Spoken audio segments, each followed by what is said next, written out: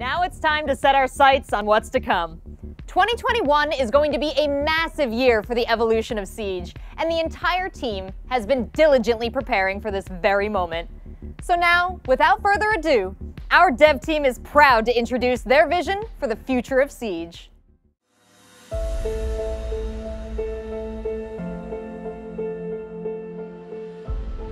With the pandemic, the work from home situation, last year was a challenge for all of us. This being said, I'm really proud of the work that the whole development team across the world has been doing on Siege. We've brought amazing content during year 5 and hope the players really enjoyed what we brought. Starting in year 6, season 1, what we're going to be doing is having the operator inside of the battle pass as the first reward alongside its exclusive headgear and uniform that usually was in the year pass. Along with that, we're extending the period going from 1 week of early access to 2 weeks, and this 2 weeks period is going to be tied all of this at the same price for the battle pass. So during year 6, we're going to have our new operators, obviously, every season. These new operators, as I said, are going to be in the battle pass. In season 1, we'll be going into Argentina. The second half of the year, we'll be visiting Europe, so Croatia in season 3, and then visiting Ireland in season 4. And in season 2, we're really excited. We're going in the northern prairies of North America. Our newest operator will be from Dakota, which are indigenous people from that region. Also, along the year, we'll be shipping our usual map reworks. So in season 1, we're going to be starting with Border. We want to make it even more competitive than it is today. Season 2, after the house rework that we done last year, we want to do another casual rework. What this means is that we're going to be going and heading into favela. In season 3, we're going to be trying something different. Instead of having one big map rework, we're going to be doing small reworks on multiple maps. And in season 4, we're actually going to go back to Outback. As always, we're going to be having our seasonal event every season. Alongside, we're going to have arcade playlist, so small gameplay laboratory. We're going to be trying new things, so look out for those. During the year, we're also going to be bringing core gameplay features and content in the game. We really want to use the test server to iterate on those, and once it's ready, ship it on live. The quality of service that we're bringing to the players is of the utmost importance for us, and we really want to keep focusing on this and make improvement into the connectivity and DDoS issues that we had for the past years. We're changing a bit how we're going to use TS. We're going to push things that are far from over, and where we need feedbacks as early as possible to adjust things in advance. So it's very possible, for instance, that you see some very big gameplay systems land in the TS, but not come in the live version of the game before at least 2 more seasons, because we want to take the time to adjust them based on feedbacks. I think we have 2 major opportunities and way of improvements during the next year. I think the first one is going to be less downtime. And the second aspect would be onboarding. Being more welcoming to new players is also something that we believe is very crucial to the future and success of our games. We want the game to be really nice to play and nice to watch, especially when it comes to downtimes. When you play the game, I think there are moments where it's really tense and you feel like you're really pulled into the action, and that's mostly during the action phase. But during other phases, like the planning phase, the prep phase, or everything that happens after you die during a round, it feels like very often you don't have that much to do, not that much that can really influence the outcome of the round. So the general idea is that we want the players to be able to have a clearer impact on how the round is going to end. Whether during the planning phase or even during the prep phase and activities after this. The imbalance in favor of defenders has become an issue. It's really hard to attack in the current metagame. The metagame itself is evolving, but we want to try to attack the issue on a deeper level. And we're going to take the opportunity because we're already working on big gameplay changes, big system changes like the attacker's repick. And we're going to use this opportunity to try to favor attackers a bit more than defenders and rebalance a bit the game so that it feels a bit more fair to play as an attacker. For onboarding, I think the high-level objective is that we're never going to lower the ceiling. The game needs to remain as complex and as beautiful as it is today, but we're going to make the floor easier to reach. We need to give better tools for the community to welcome new players, and we need everyone to work towards having a more inclusive community. I think it's going to be a win for everyone. Currently in Rainbow Six, The onboarding is mostly done by the community and your friend, and we really want to help solo players to get in by themselves. That's why we are creating a cell dedicated to onboarding, and the goal of this cell will be to help those players get in faster, learn the maps, learn the guns, learn the gadget and all the operators that are specific to Rainbow Six. So rank is currently our most competitive aspect of the game that you can play right now, and we really want to improve it. And that's why we are working currently on reworking the ranking system to allow people to really improve season after season and have a better idea of their skill level. So matchmaking, it's a tough subject, of course. The goal is to give all the players the match that are the most fair for everybody. And it works quite well, but sadly, lots of people try to lie to the system, either by creating a new account that we call Smurf, or by trying to derank and fake their skill level. So we are always trying to do small improvement to the matchmaking system to fight this. It's a tough battle, but we are improving every season against that. The reputation system is starting to work in the background for a while now, and the first goal of the reputation system is to feed back to the player his behavior inside the game. So to know if you are a toxic or a good player. And depending on your score, you can expect some sanction or reward, of course. 2020 was definitely a challenge for esports as well. The point system was heavily impacted by last year's situation. We were not able to have global competitions, putting the teams from different regions against each other. So we believe that we have built a very robust and solid system with the point system. We really want to stress test this in 2021. With our learnings from 2020, we're pretty confident that we can make global majors once again this year in 2021.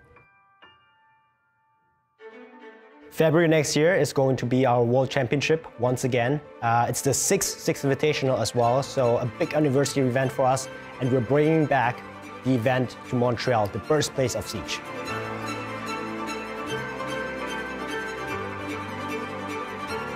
We have still a lot of work to do, but I think the creativity that this game brings is unmatched. And I see that Siege will continue to grow and to stay the best possible.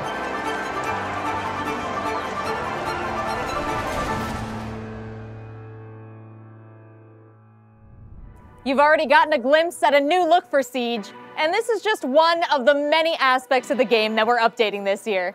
Let's hear more about the new visual style, as well as the new features coming from our player behavior cell. We always want to do better. We always know that we haven't reached our full potential yet as a game. So whether or not it's onboarding or making sure newcomers feel welcomed with the game, and our mission is, over the next year, we'll completely revisit all of the menus in the game, refresh them, and bring them up to that standard that we hold.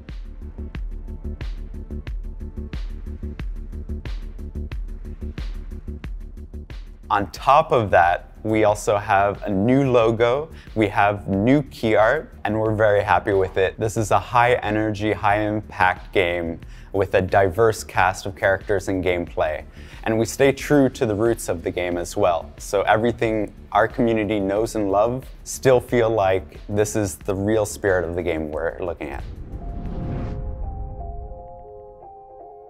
Since 2 years, we created a cell composed of two teams, player behavior and anti-cheat teams. We are still focusing on anti-cheat. This is really important. This is a sensitive subject for us, for our community, and this is something that is a core pillar to our game. And we will continue to find solutions in order to block cheaters that are ruining the gaming experience of our community. Anti-cheat is a sensitive subject because they can counter all solutions really easily, depending on if we are giving a lot of details. Based on this, we will continue to communicate to our players through dev blogs about all anti-cheat initiatives, because this is really important, and we will try to give as much details as we can. So during the last year, we were building the reputation system. Right now, the reputation system is live in shadow, meaning it doesn't take any action into our players. But we will continue to improve and gather data related to this system, and right now we have a reputation score that is applied to all players. The system will come with sanction and rewards. This reward will be based on the reputation scoring. The reward will be specific items. It will be high-level rewards, and we will have like different way to distribute them. And these rewards will also be removed when somebody is going back to a wrong reputation score. First, we want to work on the preventive sanction related to the reverse friendly fire. We want to work on the people that are abusing the tech shot and the void shots. So we want to add sanctions that will prevent these abuses, because it's not normal that right now we have people that are very toxic through these channels. And then after that, depending on your reputation score, you will be able to access some content, or some content will be blocked to you. So a player that have a bad reputation score will not have, for example, any more an access to the ranked playlist. But it doesn't mean that he cannot access it back. He will have the tool to better understand how and why he get sanctioned.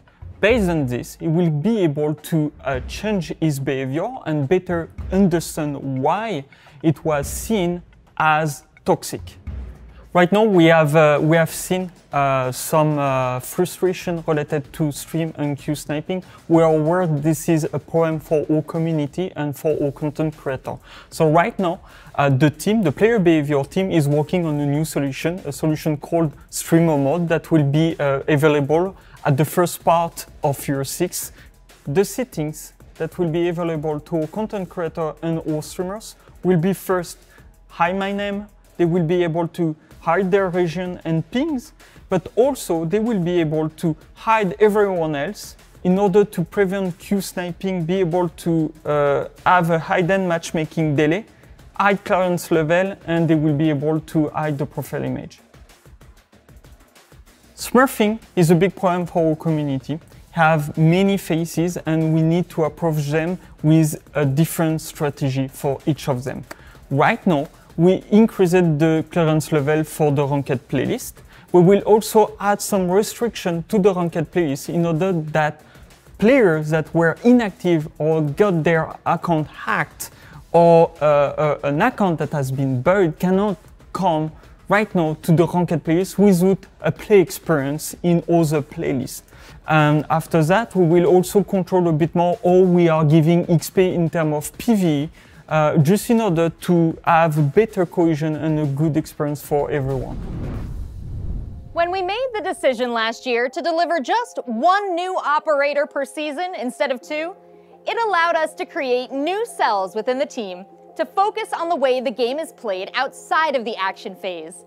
This led to some interesting opportunities and opened up new avenues to address the balance between attackers and defenders. Let's hear more.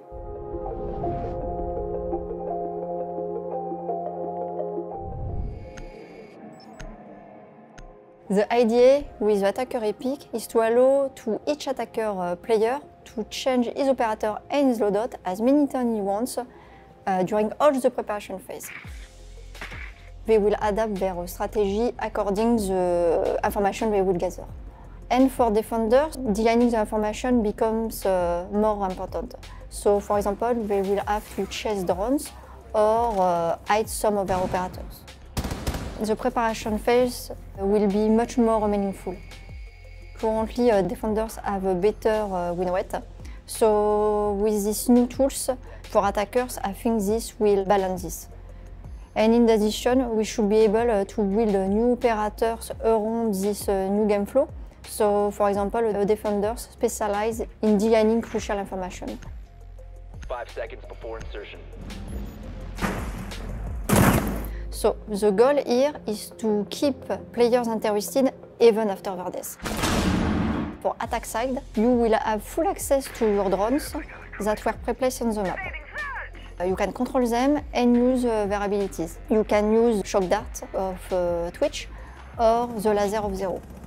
For defense side, it's pretty much the same behavior. You have also full access to your cameras, drones, and also their abilities. So that means the sonic bursts of Echo or the laser of the Maestro turret.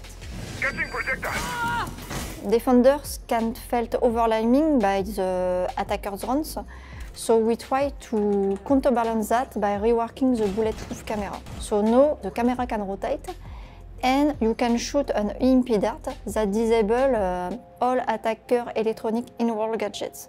So that means you can disable drones, but also air jabs, claymore, etc. So I think we should observe an increase in player activity, less downtime, and player will have more playtime and fun. We will try to add an early version in the test server around year 6 season 2. So we are rethinking how the test server is used. The goal is to add early version to get feedback as soon as possible and then iterate on it. So player will have more playtime to be familiar with this huge change. We are changing the speed armor system to a speed and health system. So no more reduction that you don't understand or you don't see. We will remove all the modifiers from the armor that you used to have. We're making sure that everything that was going under the hood is now exposed to the player.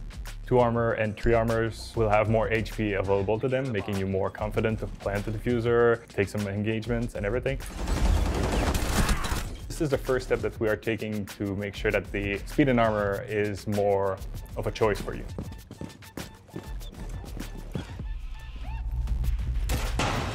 We will introduce the Gun 6, which is a hybrid between a weapon and a gadget.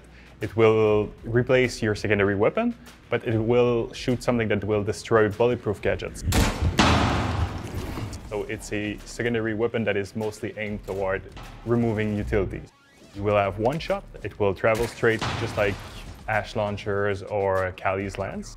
One of the things that this weapon does not have over secondary pistols, it doesn't bring you the speed movement modifier that you usually have with a pistol. Drone activated. If you bring this up in a firefight, you are most likely toast. So that's one of the balancing thing that is super interesting with the Gun 6. It's you make a choice over reliability or removing utility. We can't talk about tackling the 20-second meta without talking about Goyo and how he's going to be rewarded. First of all, we are removing the shield. There won't be any shield. It will be only the Vulcan jerry can that you will have in your hands. You will be able to deploy it similar to an ADS, bulletproof camera. We are still working on the shape of the object, so we're still tackling this, but the shield is gone for sure. Lucy is one of the other worst offender for the 20-second meta. We are keeping the behavior mostly as it is, so you enter the range, it starts emitting sound and slow you down. But when it becomes active, it will expose a weak point. You will be able to shoot it, destroy it. So we keep the mind game or the baiting game that we have with this gadget, but we're making sure that you don't feel helpless when facing this gadget. We are bringing a small nerf to Mira and Maestro. If you get close to an evil eye, you can melee it to remove the vision completely. Maestro himself will have to open the evil eye to see through, or to ping, or actually shoot with it. And the same can be applied to Mira's window. If you go on the black side and you melee it, you will remove section of vision for Mira on the other side. We have Fuse that will receive some changes along the way. We want to make sure that the gadget is more useful all the time. We also have Finka that will receive some changes to her nano boost. She will be able to use them once she's down herself, so she will be able to raise herself back, similar to what we have with Doc. So far, we've covered a lot of what's to come for Siege, but we're not done yet.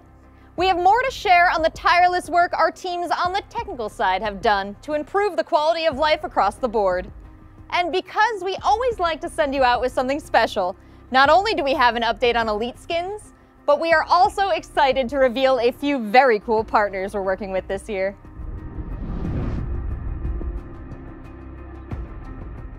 One of the first things we did for the connectivity issues is we looked at the performance of the game servers and we optimized it to make sure that we're hitting that smooth 60 frames a second update rate. All the time we're trying to improve our tools, improve our monitoring, just being able to get metrics on the community, what the issues that they're facing, and improving those metrics. If you remember in the past, in the previous wave of DDoS attacks we had, we improved our defenses, and all that inspired like a new wave of attacks that are much bigger. And what we found this time is that the attacks are not just hitting the game server that they're targeting. There's actually a kind of splash damage that's impacting many more game servers than the original, the intended target. So what we've done recently is we've taken steps to mitigate that impact, and we've managed to bring down the impacted game servers by 90%, which is fantastic. But one of the things we plan on doing is to break the benefit that DDoS attackers have when they attack our game server. And to do this, what we're going to do is we're going to pass different address information about the game server to each of the teams. That way, when one of these addresses is attacked, we can tell which team attacked us, and we can make sure that they don't benefit. So a game as successful and long-running as Siege obviously has many content updates, and each of these updates increase the base install size. So we're actually using some cool new texture technology to reduce the size taken by the textures without losing any visual quality. So we're also looking to download customization items on demand rather than include them in the base install. This should drastically decrease the size of the install. The smaller our game is, the easier it is for our players to try out and become lifelong players.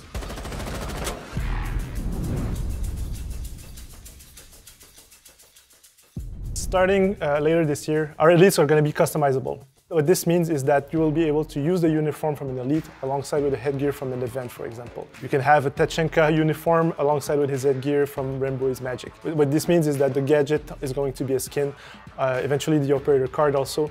All of this are going to be different customization options that we'll be bringing for the players. We can use the victory dance of the elite with any type of customization that you have. So you could use the full event skin that you want, but have the victory dance from the elite. So we can't wait to see the players' expression on using this. We took a look at the excitement that LabraCraft, for example, brought out last year, and we wanted to find new partners for this year. We're really excited to partner up with Capcom for one of the biggest franchises in the gaming industry. From Season 1, we're going to have an elite skin on Jill Valentine for Zofia, but it's not all. In Season 2, we're also going to have another elite skin from the Resident Evil franchise, but stay tuned for more information on this.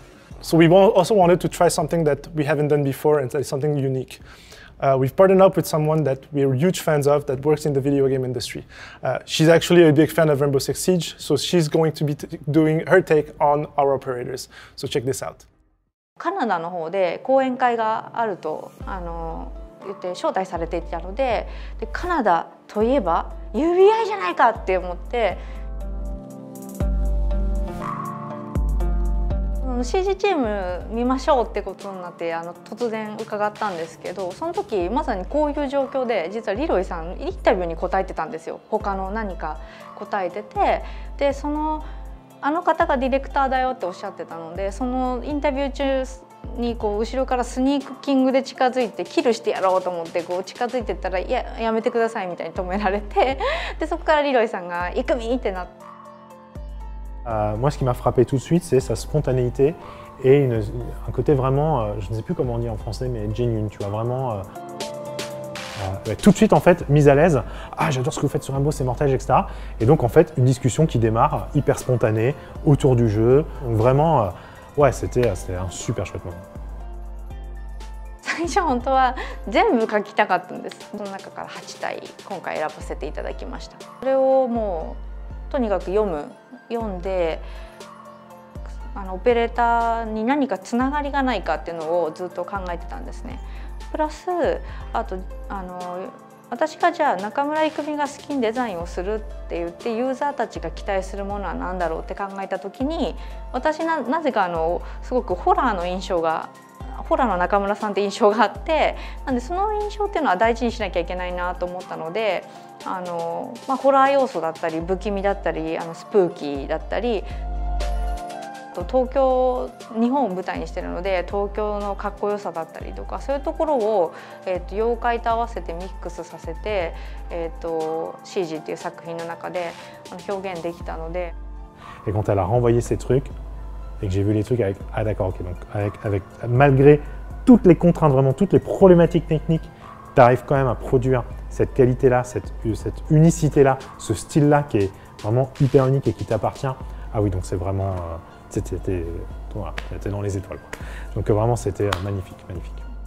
今までの多分ゲームのスキンっていろんな種類を増やすためだけ作られてるものとかも多かったと思うんですけど、今回は本当にテーマ性を持ってでこのスキンのあやかしコンセプトがすごく良ければ、50何体全部デザインしたいなって今でも思ってます。ちょっと一風変わった CG になると思うので、ぜひその雰囲気を楽しんでもらえればと思います。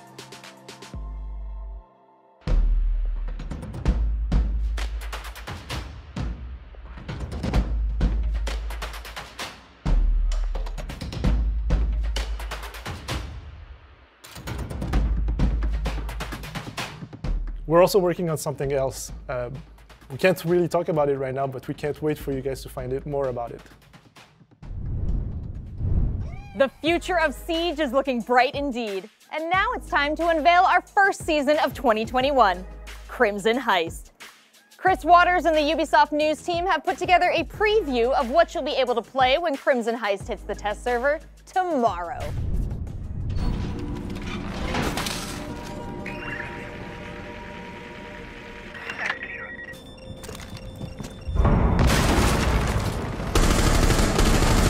It's a red-letter day for Rainbow Six Siege as Crimson Heist is coming to kick off Year 6 in style. I mean, just look at those glasses. Fire. The man behind them is Flores, the new attacker from Argentina who deploys zippy little drones that pack a big punch. But he's not the only one bringing the boom. Some attackers will get an explosive implement of their own with a new secondary weapon option, the Gone 6.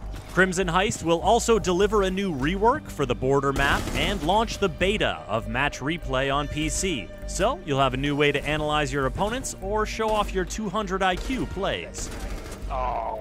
It's a new year and Team Rainbow has a lot in store. So take a second to subscribe to this channel and let's take a deeper look at Crimson Heist. Flores is a new medium-speed, medium-armor operator, and he's finally created the DIY device that every attacker dreams of. He put a bomb on a drone. His RCE Rotero gadget can clear out pesky defender obstacles like barricades and shields and barbed wires and what have you. And it can also target gadgets like Bandit's batteries or Maestro's evil eyes to minimize meddling from the defending team. Plus, it's very dangerous for anyone caught in its blast radius, though the explosive timer is long enough for savvy defenders to get clear. Here's how it works. Once Flores deploys a Rotero device, its wheels start spinning, and it moves ahead non-stop until it is destroyed or its explosive is triggered. It can be steered, it can jump, and it can go anywhere a normal attacker drone can go, but it can't reverse or slow down. While moving, the Rotero is vulnerable to being destroyed by enemy bullets, electricity, lasers, and Mozzie's pests, or to being stopped by Mute's jammers. So, players will have to be wary to ensure the Rotero reaches its target. However, once the explosive is triggered, either manually or automatically when the countdown timer reaches 0, it's the defenders that will have to watch out. Engaging the explosive causes the Rotero to anchor. It immediately stops moving, armors itself, and becomes bulletproof. Then, after a short fuse timer, boom. The Rotero's explosion can take a lot of defender utility off the board, and the anchoring feature gives savvy Flores players some extra flexibility. When the Rotero anchors, it sticks to any surface it's touching, and if the Rotero is mid-air, it'll stick to the next surface it touches, including walls, deployable shields, and some enemy gadgets. And though it has no effect on reinforced surfaces, it can open up an unreinforced hatch, or create a big old breach in a destructible wall to give Flores a new route to push with his AR-33 assault rifle, his SR-25 marksman rifle, or his GSH-18 sidearm. His set of explosive Rotero drones, along with the stun grenades or claymore in his secondary gadget slot, give Flores a lot of reach and potential to make an impact. Whether he's clearing the way for his teammates, denying diffuser access in a post-plant situation, or simply out for blood, Flores brings style and substance to any attacking team. If you're looking to boost your explosive capabilities beyond a Flores pick, then Crimson Heist has just the thing, the Gone 6. It's a new secondary weapon option for some attackers that comes loaded with a single explosive round to help you clear out all sorts of bulletproof gadgets. You may only have one shot, but sometimes all it takes is one round to change a round. Speaking of rounds, the ones you've been seeing here have all played out on the new border map rework. Crimson Heist is coming soon to Rainbow Six Siege, bringing the Gone 6 and border map rework free to all players at launch.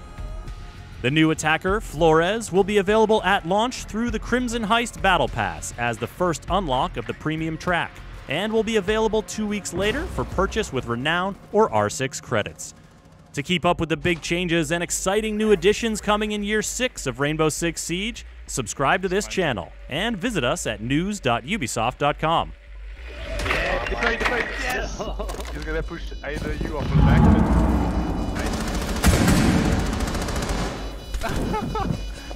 Nice. Impressive.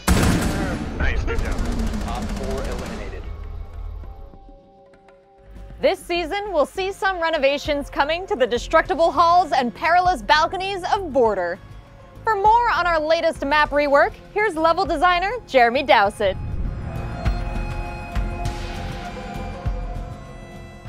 For Border, it's very easy fixes. We have an awful lot of data on the map, but it was mainly lines of sight, and some of the bomb sites were actually a little bit too congested. We've extended bathroom and tellers and 2 objectives. They're just a little bit bigger now, so it actually aids in the movement for the players. We made bathroom a little bit bigger, and there's a breakable wall that goes towards tellers now, next to the window. We also moved the hatch around. You could always get pinched in tellers or bathroom, so adding the hatch or moving the hatch in bathroom and changing around some of the walls and extending them, so moving the bathroom more into tellers and moving that window across a little bit, really changes the flow of that area. We also changed armory archives. So the room shape has changed a little bit and it's got extended. The covers got cleaned up an awful lot, but we've actually extended it just to make it breathe an awful lot more. So we did touch customs and stock as well. There's less destructible walls, so it's better to defend. It's not easier to defend, it's better to defend. And there's a few more covers, and the covers have been tweaked, because customs and stock, I think it was one of the sites that people didn't like as much as the other sites in the map. So we went through and did some very strategic changes. Along with that, vents and workshop hasn't changed at all. Everybody's complaint about Border was always the helicopter noise, and the helicopter noise that was just, very hard to hear stuff inside. The helicopter noise has been brought down, so it's less of an interference when you're actually playing, and the voice that actually you hear over the tannoy system, that only happens now in the prep phase. It won't happen when you're actually playing. So now you'll actually be able to hear when people are coming, and when walls are being breached, etc. You'll be able to hear everything, because you have less helicopter whopping around on top of your head, and you don't have that guy on the tannoy talking all the time.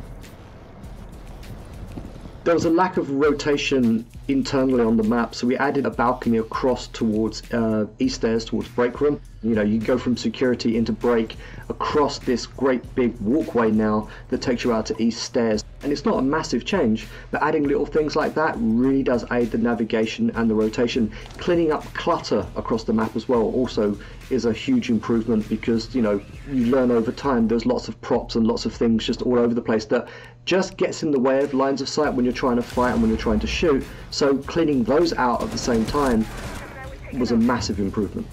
We added a exterior balcony, so rather than rappel, you can actually just go up towards archives from exterior now. It actually aids in getting to the building a little bit quicker. Think of this rework more in the vein of something like when we did Clubhouse or Cafe. Small tweaks make a huge, huge difference.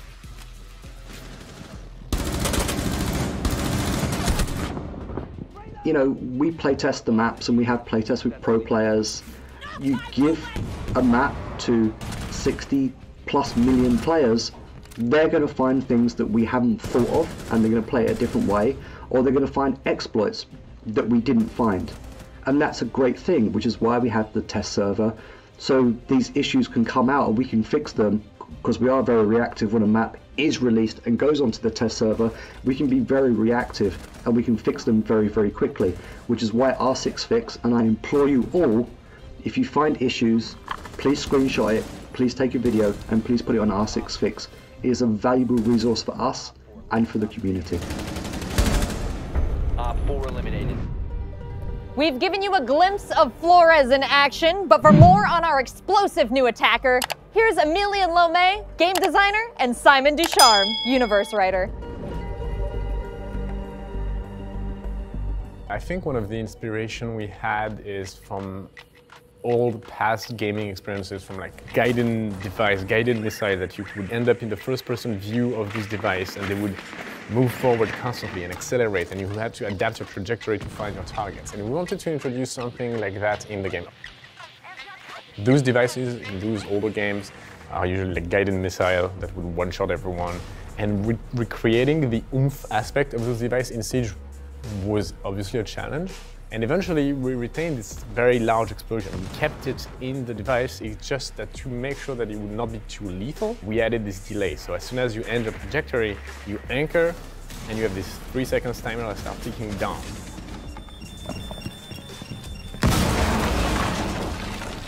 So achieving your goals with Flores is very satisfying, just as we envisioned it in the first place.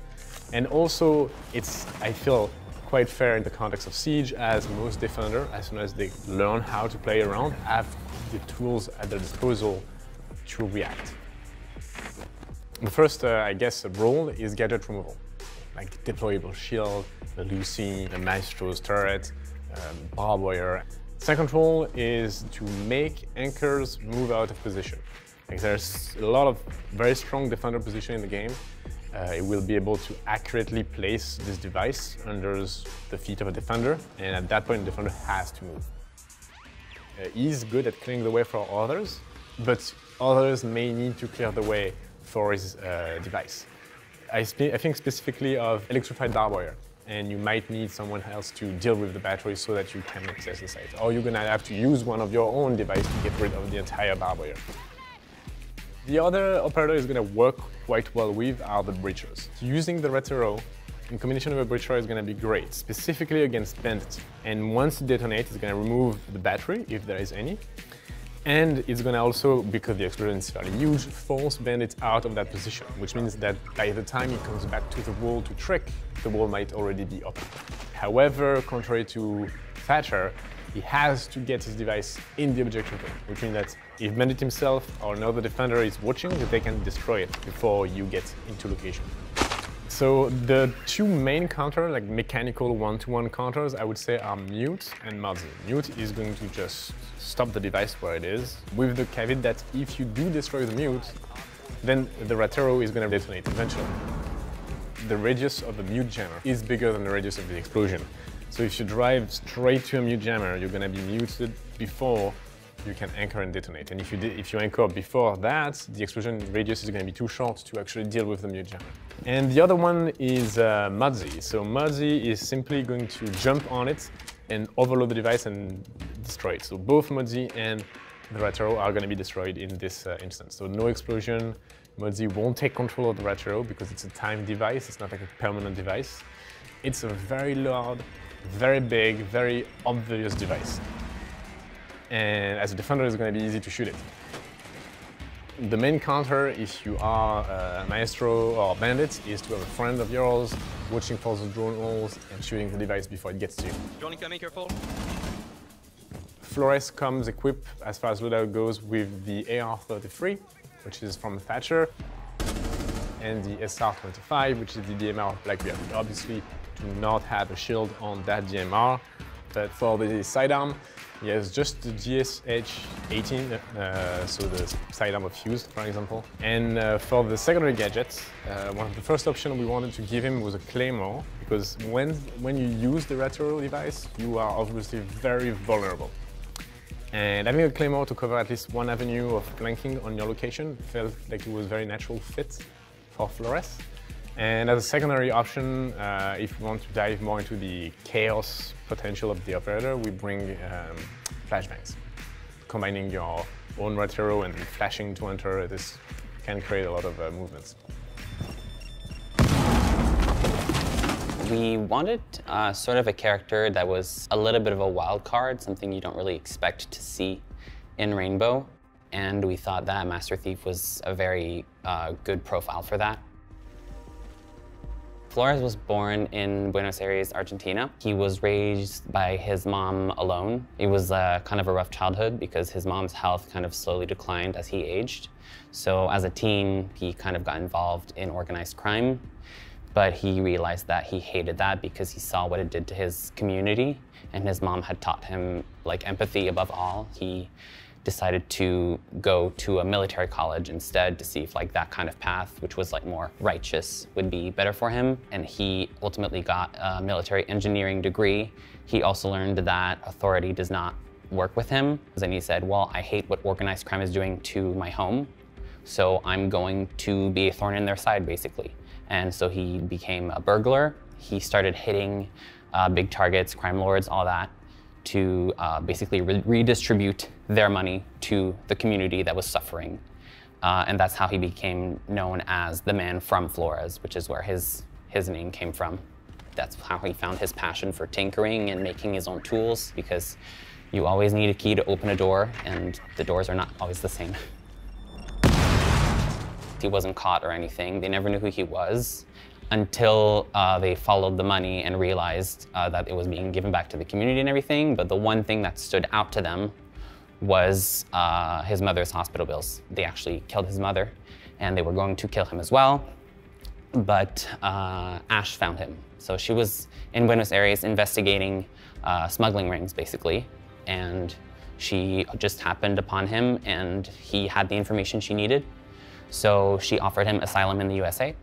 And he was very happy to take that because he had nowhere to be anymore. So he went to Los Angeles and started a new life. Most people don't have the morals that he has. Most people that have the morals that he has don't have the skill set of a thief. So he's always felt very like, no one is like me. No one cares in the same way that I do. Yeah, going to Rainbow, he's finding some kindred spirits, and it's basically a new chapter that he didn't know was possible.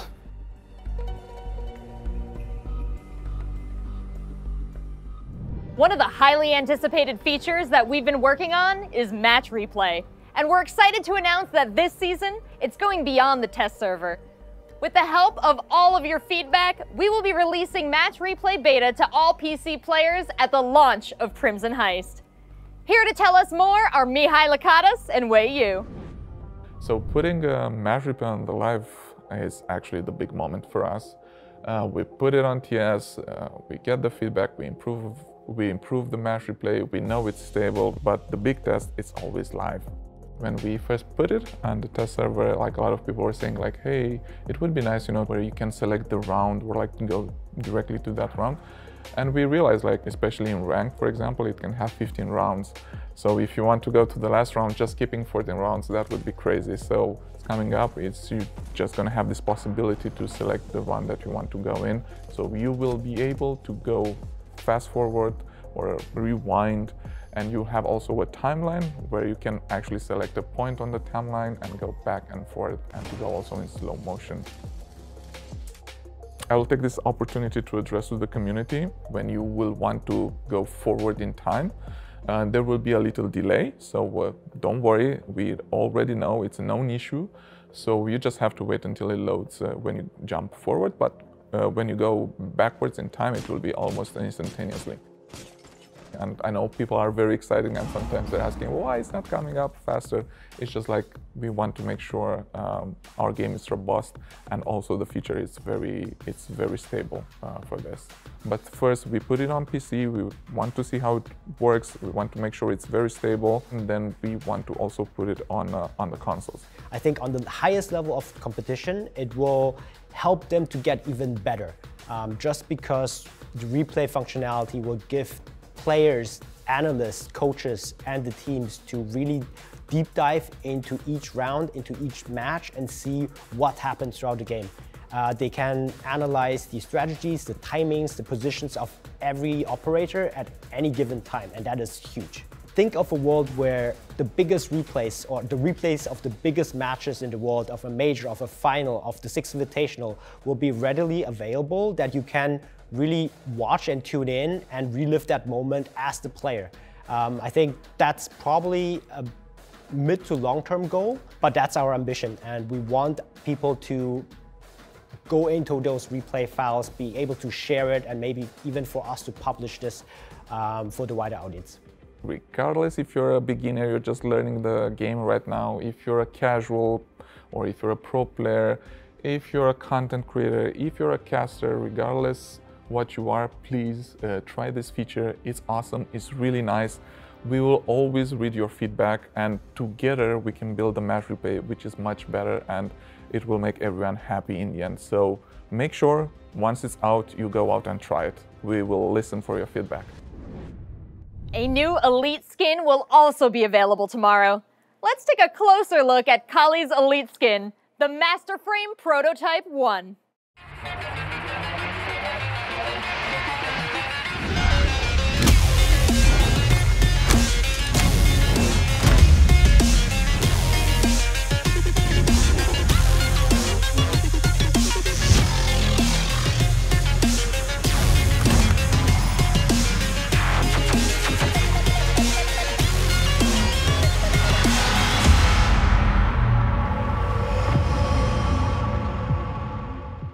Crimson Heist is dropping tomorrow on the test server with the reworked border map, Operator Flores, and match replay beta.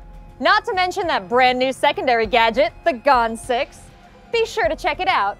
And before we wrap up this panel, we have one last surprise that we wanted to tease today: the Rainbow Six Siege board game.